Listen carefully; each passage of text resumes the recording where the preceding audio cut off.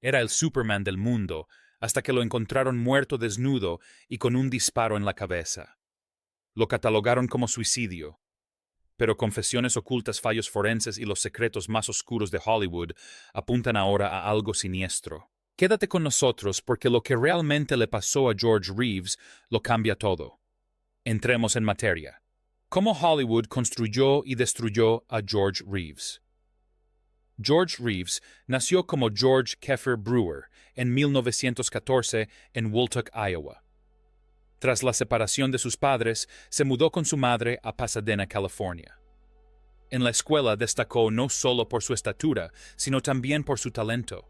Era un boxeador aficionado habilidoso, tocaba varios instrumentos y tenía un talento natural para el escenario.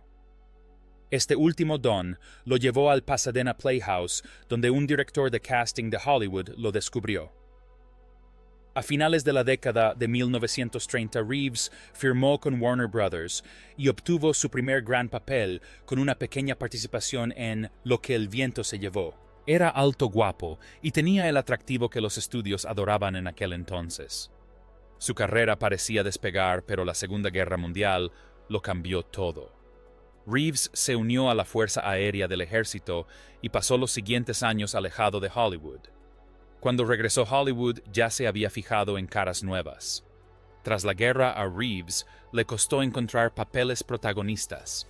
Su nombre ya no tenía repercusión y alternaba papeles intrascendentes con trabajos teatrales. Eso cambió en 1952, cuando fue elegido para interpretar a Superman en la nueva serie de televisión Las Aventuras de Superman. El papel le dio fama instantánea en todo Estados Unidos. Los niños lo veían como el verdadero hombre de acero. Y para el público, George Reeves era Superman, no un actor interpretando un papel. Pero ese mismo papel que lo convirtió en un nombre conocido también lo encasilló. Los productores no querían a Superman en otras películas. Reeves se vio encasillado en un solo tipo de papel, lo que perjudicó gravemente su carrera. Los estudios temían que el público no lo tomara en serio en ningún otro rol. Incluso se dice que Alfred Hitchcock lo descartó para el papel de Psicosis, temiendo que los espectadores vieran a Superman, no al personaje. Reeves no solo se vio estancado profesionalmente, sino también económicamente. A diferencia de las estrellas de superhéroes de hoy en día, Reeves ganó muy poco dinero con su icónico papel. La serie tenía presupuestos ajustados y no contaba con grandes contratos publicitarios. Para llegar a fin de mes, empezó a aparecer disfrazado en supermercados, escuelas y eventos públicos. Estas apariciones le reportaban poco dinero, pero le permitieron mantenerse en el candelero. Un incidente de aquella época ilustra hasta qué punto se habían difuminado los límites entre la fantasía y la realidad.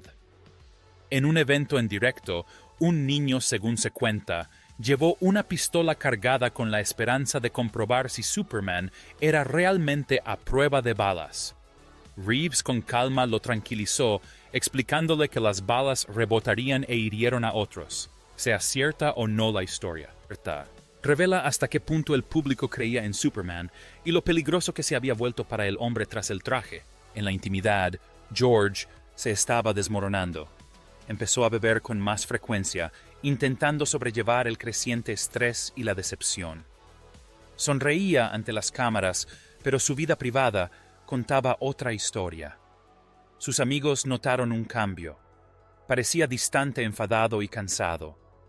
La fama que antes le había parecido un sueño, ahora era una pesada carga. La industria del entretenimiento le dio la espalda. Los directores de casting no lo veían. No recibía ofertas de películas. Incluso los anuncios publicitarios lo ignoraban. Se había convertido en un actor de un solo papel en una ciudad que valoraba la versatilidad. Aún así, Reeves siguió intentándolo. Empezó a explorar la dirección y quiso ponerse detrás de la cámara. Creía tener mucho más que ofrecer que solo el traje de Superman. Pero las ofertas tardaban en llegar y las puertas permanecían cerradas. Cada paso adelante se sentía como una lucha interminable. Para colmo, el público estaba obsesionado con la imagen de Superman. En restaurantes, aeropuertos o tiendas la gente esperaba ver a Superman, no a George. Tenía que ser educado, sonreír, estar siempre presente. Pero cuando estaba solo, la presión lo aplastaba. Era famoso en todas partes, pero no respetado en ninguna. No solo se sentía solo, sino aislado. Hollywood no apoyaba a los actores que se estancaban. No había conversaciones sobre salud mental ni planes para regresar.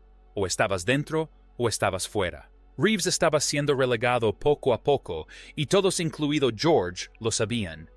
A finales de la década de 1950.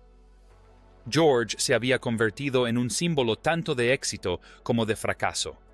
Era adorado por millones, pero vivía sumido en una silenciosa desesperación. Su fama se había convertido en una carga. Superman lo convirtió en una estrella, pero también borró su verdadera esencia. Y esa crisis de identidad pronto desembocaría en algo mucho más oscuro. A medida que sus opciones profesionales se agotaban y sus demonios personales lo acechaban, la vida de George comenzó a desmoronarse. Pero nadie sabía cuán grave era la situación. Todavía no. 5 personas se encontraban en la casa de George Reeves aquella noche, pero por alguna razón nadie vio quién disparó. Una noche que lo cambió todo. El 15 de junio de 1959 comenzó como cualquier otra noche para George Reeves. Él y su prometida Leonor Lemmon cenaron temprano. De regreso en su casa en Benedict Canyon, se les unió el invitado de Reeves, el escritor Robert Condon. La noche transcurrió con tranquilidad al principio, pero a medianoche todo cambió. Se encendió la luz del porche, una señal silenciosa entre ciertos círculos de Hollywood. En Beverly Hills esto significaba que los invitados eran bienvenidos. A los pocos minutos, William Bliss y Carol Van Wuerl llegaron sin invitación. Este tipo de visitas no eran inusuales en los círculos sociales de la élite. Sin embargo, a Reeves no le hizo ninguna gracia verlos. El ambiente dentro de la casa pronto se tornó incómodo. Reeves se molestó por la intromisión y, según se cuenta, lo dejó bien claro. Estaba pasando por un momento de estrés personal y lo último que quería era una fiesta. En cierto momento, la tensión aumentó entre él y Bliss. Testigos declararon después que George amenazó con echarlo. Arriba la tensión era palpable. Leonor Lemmon, conocida por su humor directo, supuestamente hizo un comentario escalofriante. Ella bromeó diciendo que George subiría y se iría. Minutos después, un sonido resonó en la casa. Primero el abrirse de un cajón, luego un único y fuerte disparo. Todo quedó en silencio. George Reeves fue hallado muerto en su habitación. Estaba desnudo, tendido en la cama, con una herida de bala en la cabeza. Una pistola. Luger yacía en el suelo y una bala estaba incrustada en el techo. El ángulo del disparo y la posición del arma suscitaron de inmediato muchas preguntas. Sin embargo, en la planta baja, los invitados seguían bebiendo como si nada grave hubiera ocurrido. Cuando llegó la policía, se encontraron con una calma inquietante. Nadie parecía angustiado ni presa del pánico. La escena era extrañamente casual para una casa donde alguien acababa de morir. Los invitados dieron detalles vagos. No había ninguna nota de autolesión ni señales de forcejeo ni urgencia por parte de los que estaban dentro. Para los investigadores, los detalles no cuadraban. Si Reeves se había disparado, ¿por qué la bala estaba en el techo y no en otro lugar? ¿Por qué se encontró el casquillo en un sitio inusual? Y sobre todo, ¿por qué ninguna de las personas en la casa escuchó señales de angustia antes del disparo? Estas eran señales de alerta que no encajaban con la etiqueta de autolesión. El extraño comportamiento de Lemmon hizo que las cosas empeoraron. Su comentario casual sobre el propio George pareció demasiado específico. La policía cuestionó si ella sabía algo o si estaba tratando de encubrirlo. Algunos incluso se preguntaron si ella o alguno de los invitados había estado involucrado directamente. Sin embargo, no se realizaron arrestos y la muerte fue declarada como autolesión en 2 días. Hay otro aspecto a considerar. La peculiar cultura de puertas abiertas que imperaba en Hollywood en aquella época era muy particular. Muchas estrellas vivían con poca privacidad. No era raro que las casas se convirtieran en puntos de encuentro nocturnos. Es posible que Reeves estuviera lidiando con la tensión mental que le producían las constantes interrupciones y la falta de control sobre su espacio personal. Ese entorno podría haberlo sumido aún más en la frustración. Lo que ocurrió en esa casa quizás no fue premeditado, pero se desencadenó por el caos. Demasiada gente, demasiado alcohol, límites difusos. La casa dejó de ser un refugio seguro. Se convirtió en un lugar donde todo podía pasar y de hecho pasó. La prensa se abalanzó sobre la noticia, calificándola como el triste final de una estrella en decadencia. Pero tras los titulares surgieron más preguntas. ¿Por qué los invitados se mostraban tan distantes? ¿Por qué la cronología parecía tan perfecta? ¿Y por qué la versión oficial ignoró las inconsistencias? Años después, nuevos investigadores y autores retomaron el caso. Encontraron pruebas de negligencia policial y decisiones precipitadas. Un detalle que a menudo se pasa por alto, los múltiples moretones en el cuerpo de Reeves que no se explicaron. Otros señalaron la rapidez con la que se limpió la casa y cómo se dejaron las pruebas sin asegurar. Esto no indica una investigación exhaustiva, sino que algo se está ocultando. La muerte de George Reeves no fue solo una tragedia personal. Fue un misterio envuelto en comportamientos extraños, preguntas sin respuesta y una cultura que valoraba el silencio por encima de la verdad. Lo que realmente sucedió en esa casa sigue sin estar claro, pero una cosa es segura: la versión oficial fue demasiado simplista para una noche tan caótica. La versión oficial. El Departamento de Policía de Los Ángeles dictaminó casi de inmediato que la muerte de George Reeves fue un suicidio. Según los informes, estaba deprimido, frustrado por su carrera estancada y sin futuro en Hollywood. El informe forense afirmaba que el ángulo de las heridas coincidía con un disparo autoinfligido. También señalaron el casquillo encontrado bajo su cuerpo como prueba. Para las autoridades el caso parecía sencillo hasta que se examinaron los detalles minuciosamente. Desde el principio, algo no cuadraba. Reeves fue hallado completamente desnudo, lo cual era inusual incluso para un caso de autolesión. La mayoría de la gente no elige morir así, y menos aún una figura pública. La posición del cuerpo también generó dudas. Para que la bala quedara alojada en el techo, Reeves habría tenido que estar tumbado en una posición extraña, inclinado con la pistola apuntando a su propia sien de forma antinatural. Surgieron más señales de alerta. El arma había sido limpiada y engrasada recientemente, lo que eliminó todas las huellas dactilares. Esto imposibilitó demostrar si Reeves la había manipulado esa noche. Además, la policía encontró 2 orificios de bala adicionales en el suelo del dormitorio. No coincidían con el disparo mortal y nunca se explicaron en la versión oficial. No se hizo ningún esfuerzo por vincularlos con nada. Uno de los problemas más graves fue el manejo del cuerpo de Reeves. Antes de que se pudiera realizar una autopsia completa, es posible que su cuerpo fuera lavado y parcialmente embalsamado. Esto eliminó importantes pruebas forenses. El forense no pudo analizar las quemaduras de pólvora, lo que habría permitido determinar si el disparo provino de la mano de Reeves o de otra persona. Ya fuera por descuido o por algo más deliberado, el incidente dañó el caso de forma permanente. Estas lagunas en la investigación no pasaron desapercibidas para los allegados a Reeves. Su madre Helen Basso rechazó de inmediato la versión de que se hubiera suicidado. Creía que su hijo había sido asesinado.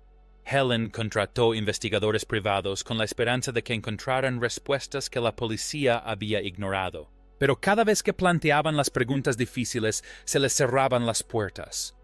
El equipo de Helen se topó con una fuerte resistencia. Faltaban documentos, los testigos cambiaban sus declaraciones, se descartaban pistas sin motivo aparente. Parecía que se había levantado un muro alrededor del caso. Algo o alguien no quería que saliera a la luz la verdad. Los medios informaron sobre los aspectos extraños del caso, pero la atención se centró en la depresión de Reeves. Era una explicación sencilla que el público podía comprender. Un actor en decadencia encasillado en el papel de Superman solo y sin esperanza. Creaba una narrativa simple. Pero esa historia ignoraba el caos subyacente. Otra pieza del rompecabezas es la situación del Departamento de Policía de Los Ángeles, LAP, en la década de 1950. En aquel entonces, el departamento tenía estrechos vínculos con los poderosos estudios de Hollywood. Se sabía que los agentes de policía protegían intereses de alto nivel. Cuando un escándalo amenazaba a figuras importantes, se ocultaban informes y se distorsionaban los hechos. No se trataba de justicia, sino de control de la imagen. La muerte de Reeves pudo haber sido más que una simple tragedia. Puede que se haya encubierto antes de que saliera a la luz la verdad.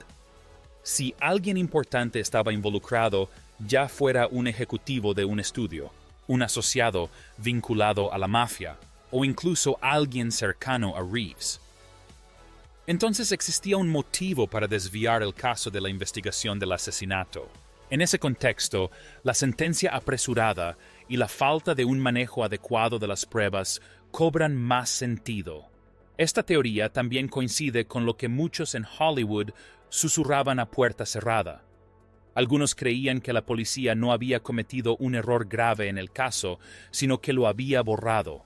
Para cuando los investigadores o los periodistas intentaron indagar más a fondo, la pista ya se había enfriado. Los testigos dejaron de ser fiables. Las pruebas físicas desaparecieron o se contaminaron. Lo que podría haber sido un caso resuelto se convirtió en un callejón sin salida. Ni siquiera se examinó a fondo el arma, una Luger alemana. No se realizó ninguna prueba de residuos de pólvora. No se encontraron huellas dactilares, ni se hizo ninguna comparación balística con los 2 agujeros adicionales en el suelo. Estos son pasos básicos en una investigación de muerte adecuada, y sin embargo se omitieron. Cuanto más se analiza la versión oficial, más se desmorona. Nada de esa noche tiene sentido sin un gran esfuerzo de razonamiento. Y cuando la policía y el forense parecen más centrados en cerrar el caso que en encontrar la verdad, ya no se trata solo de procedimientos deficientes. Se trata de un posible encubrimiento. George Reeves no murió simplemente en circunstancias extrañas. Su muerte fue manejada con tal negligencia o control que plantea interrogantes más profundos. Quizás no fue una conclusión simplista. Quizás alguien no quería que este caso se resolviera. Y quizás esa persona tenía el poder de asegurarse de que nunca se resolviera. Su ex le compraba todo. Su prometida lo dejó en cuestión de días. Detrás del romance se escondía algo frío calculador y posiblemente mortal: las mujeres en su vida. La última relación de George Reeves fue con Leonore Lemmon, una socialité de clubes nocturnos con fama de desenfrenada. Era más joven, fogosa y a menudo volátil. Audaz. Muchos allegados a Reeves creían que su relación era tóxica. Las peleas públicas eran frecuentes, incluyendo rumores de muebles destrozados y fuertes discusiones a puerta cerrada. Era evidente que el romance era intenso, pero distaba mucho de ser estable. Leonore no solo estaba enfadada, sino que también era celosa y posesiva. Varios testigos afirmaron que Reeves se había cansado de ella y estaba considerando terminar la relación. Según se cuenta, Lemmon no se tomaba bien el rechazo. Algunos amigos describieron su comportamiento como controlador, incluso peligroso. Tras su muerte, huyó rápidamente a Nueva York, dejando más preguntas que respuestas. Leonore dio versiones contradictorias sobre la noche en que murió Reeves. Bromeó sobre él justo antes del disparo fatal, un comentario que resulta inquietantemente premonitorio o incluso escenificado. Cuando le preguntaron por los 2 agujeros de bala adicionales, lo calificó de accidente y se lo tomó a broma. Esa respuesta tan frívola causó sorpresa, sobre todo teniendo en cuenta que alguien acababa de morir. La policía de Los Ángeles no la presionó más, y ella evitó un interrogatorio serio. Los invitados a la fiesta esa noche solo complicaron aún más la situación. William Bliss era un conocido, no un amigo íntimo. Sin embargo, él estaba allí y de alguna manera fue el primero en encontrar el cuerpo. Carol Van Whirl era otra invitada de la que se rumoreaba que mantenía una relación sentimental con Robert Condon, un huésped que había estado viviendo con Reeves. Su presencia no tenía sentido para un hombre que, según se decía, era solitario y deprimido. Si Reeves tenía tendencias suicidas, ¿por qué había una reunión social? El comportamiento de Condon también era extraño. Según los informes, él se quedó abajo bebiendo mientras la policía trabajaba en la escena del crimen en el piso de arriba. Su actitud no reflejaba la urgencia ni la preocupación de alguien que acababa de perder a un amigo. Todo el grupo actuaba como si estuvieran presenciando un espectáculo, no reaccionando ante una tragedia. Algunos investigadores comentaron en privado la poca muestra de dolor que exhibían los presentes en la casa. Pero quizás la mujer más importante en la vida de Reeves fue Toni Manx. Era la esposa del ejecutivo de MGM, Eddie Manx, un poderoso matón del estudio con supuestos vínculos con la mafia. Toni era mayor que George, pero le profesaba una profunda devoción. Le compró una casa, un coche, y lo mantuvo rodeado de lujos durante su relación. Sus amigos decían que lo trataba como una posesión, no como a una pareja. Cuando Reeves dejó a Toni por Leonor, las consecuencias fueron emocionales y posiblemente peligrosas. Toni quedó devastado y avergonzado. Algunos dicen que fue humillada frente a los círculos de Hollywood, especialmente porque su matrimonio con Eddie Manx era más un secreto a voces que una relación amorosa cerrada. La ruptura no solo puso fin a su romance, esto interrumpió la poderosa protección de la que Reeves había disfrutado gracias a Toni. Esa protección pudo haberse convertido en una amenaza. Hay informes de que Toni se vengó de forma mezquina, incluyendo el robo del perro de George. Pero más inquietante fue lo que supuestamente le dijo a Noel Neill, la actriz que interpretó a Lois Lane apenas unas horas después de la muerte. Según Neill, Toni llamó y dijo, «Mataron a George». No se planteó como una pregunta ni una sospecha. Fue una afirmación de un hecho. Más adelante circularon rumores sobre una supuesta confesión de Toni Manx en su lecho de muerte. Se cuenta que le dijo a un sacerdote que George había sido asesinado y que sabía quién lo había hecho. Muchos lo han atribuido a la culpa o la confusión emocional. Pero visto desde otra perspectiva, podría haber sido una estrategia calculada, una forma de liberarse antes de morir, pero también de protegerse de llevarse secretos a la tumba. Si Toni realmente sabía algo, esto añade una nueva y peligrosa dimensión a la historia. Además, vuelve a poner a Eddie Manx en el punto de mira. Era conocido por solucionar los problemas de las estrellas de MGM, escándalos, encubrimientos e incluso amenazas. Si Toni le pidió ayuda o si Eddie veía a Reeves como una amenaza para su salud mental, no es difícil imaginar que se tomarían medidas extremas. Reeves ya no era útil para los Manxes y posiblemente ya no estaba a salvo.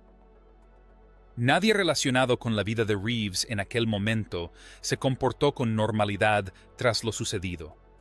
Desde la rápida huida de la prometida hasta la impasibilidad de los invitados, pasando por la extraña llamada telefónica de la ex amante, los detalles se resistían a desaparecer.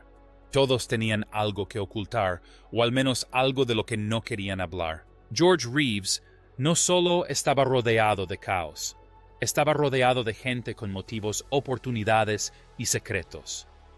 No se trata de una escena de autolesión, es una tormenta a punto de estallar. El monstruo del estudio tras el telón. Eddie Manx no era solo un nombre en los créditos. Era el principal solucionador de problemas de la MGM, el hombre al que las estrellas llamaban cuando tenían problemas y querían que estos desaparecieran. Conocido por sus tácticas despiadadas, Manx tenía fuertes vínculos con figuras del crimen organizado como Bugsy Siegel y Mickey Cohen.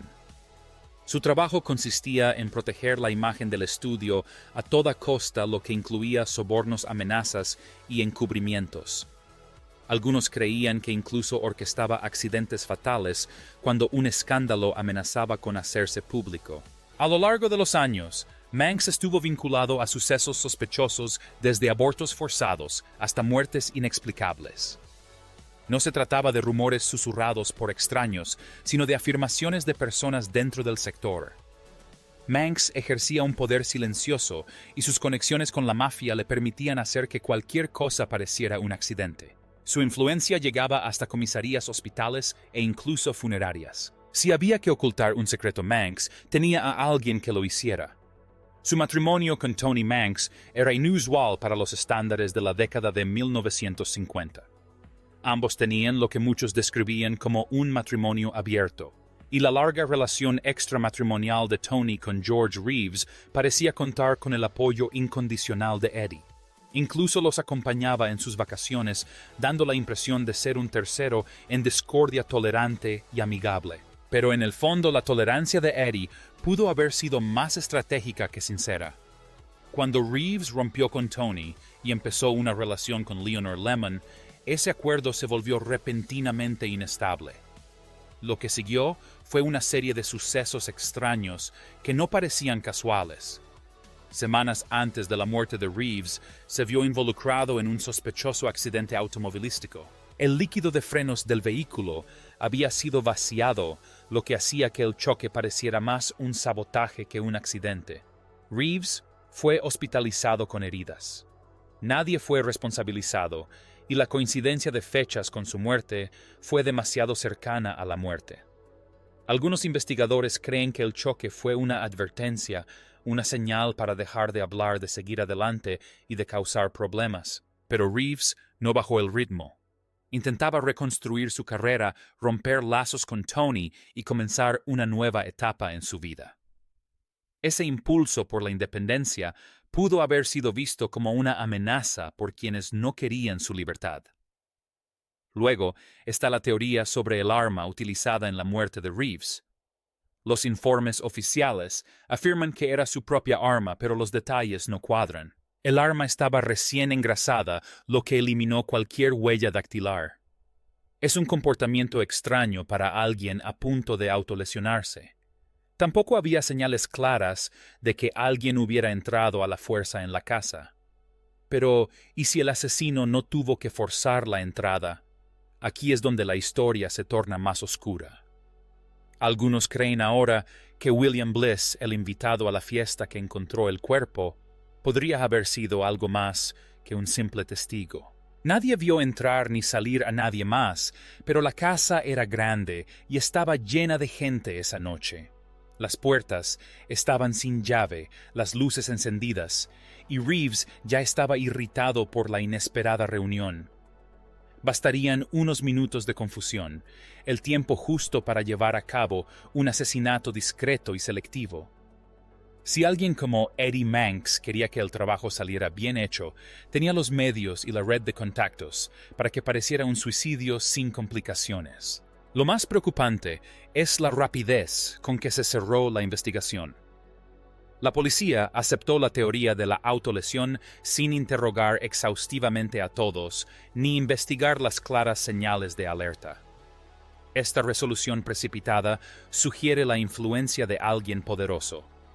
En la década de 1950, el Departamento de Policía de Los Ángeles, LAP, detenía fama de corrupto y fuertes vínculos con los estudios de Hollywood. Si Manx hubiera hecho algunas llamadas, el caso podría haberse resuelto antes de que la prensa tuviera tiempo de indagar más a fondo. Cuanto más se analiza, más parece que George Reeves no era solo un hombre que cayó en la desesperación. Estaba atrapado en una red de lealtad, traición y amenazas veladas. Eddie Manx se encontraba en el centro de esa red, sereno, conectado y posiblemente letal. Puede que las pruebas nunca sean suficientes para condenar, pero sí bastan para dudar de la versión oficial. No se trató solo de una tragedia de Hollywood, pudo haber sido una ejecución silenciosa. George Reeves murió solo, pero no pasó desapercibido. Ahora las pistas apuntan a algo más grande y la verdad finalmente está saliendo a la luz. ¿Qué le sucedió realmente a Superman? El misterio de la muerte de George Reeves aún se debate entre tres sombrías posibilidades. La primera es la autolesión, donde la depresión, el rechazo y el estancamiento de su carrera lo llevaron a rendirse. La segunda es un accidente donde una pelea acalorada o el manejo imprudente de un arma se tornaron fatales en un instante. La tercera, y más perturbadora, es el asesinato, donde alguien poderoso decidió que Reeves se había convertido en un problema y lo eliminó discretamente. Cada versión tiene sus defensores, pero ninguna puede borrar los extraños detalles que no terminan de encajar. Si se trató de un suicidio, la ausencia de una nota, la extraña posición del cuerpo y la falta de huellas dactilares siguen exigiendo respuestas. Si fue un accidente, no explica el arma engrasada, el silencio de los invitados ni la forma en que se preparó la escena. Y si se trató de un homicidio, la investigación apresurada y la falta de seguimiento cobran de repente más sentido. Lo que queda es una nube de sospecha rodeada de una mala labor policial, pruebas desaparecidas y el silencio de quienes debieron haber hablado. Ese silencio se convirtió en el verdadero encubrimiento. Desde el principio, el Departamento de Policía de Los Ángeles trató el caso con indiferencia. El forense lo catalogó como autolesión y la policía lo aceptó sin investigar a fondo. Pero tras bambalinas existía presión por parte de personas vinculadas a MGM, un estudio que tenía mucho que perder si uno de sus rostros más famosos se veía envuelto en un escándalo. Los investigadores no interrogaron a todos exhaustivamente. Se omitieron pruebas forenses importantes y se ignoraron hechos clave. También está el papel de los medios en la formación de la memoria colectiva. Hollywood, en la década de 1950, ejercía un fuerte control sobre la prensa. Las historias se filtraban a los periodistas que querían mantener buenas relaciones con los estudios. Así se creó la narrativa de un Superman deprimido que se defecaba encima. Sencilla, limpia y fácil de olvidar. Funcionó. El público siguió adelante y la verdad quedó enterrada con Reeves.